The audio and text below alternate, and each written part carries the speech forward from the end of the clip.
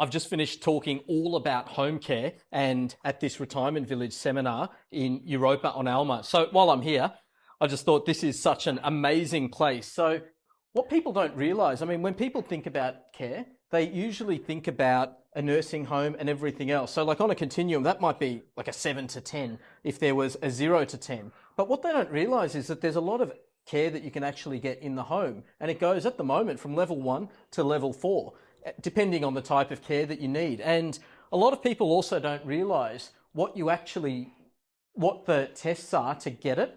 And especially at a nicer place like this, look at this room. Like, this is awesome. This is their common games room with this awesome heavy chessboard and all of the books. But when it comes to home care, a level 4 home care package it gives you just under $60,000 worth of government funding. Now, what can you use that $60,000 for? You can use it for allied health, nursing, home modifications, cleaning services. There's a whole list of things.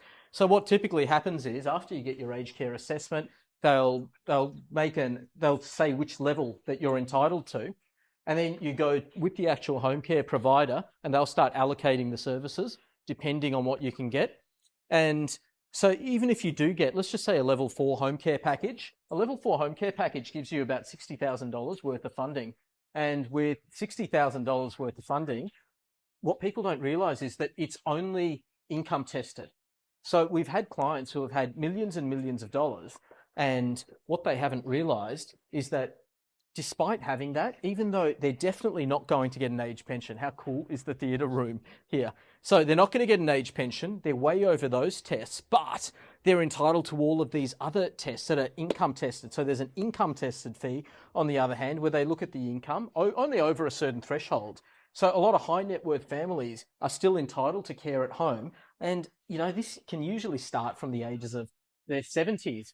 And the other thing that a lot of people don't realize about home care is that if you do pay it, it's what's called an income tested fee that I just mentioned. But with the income tested fee, it also counts towards future aged care costs.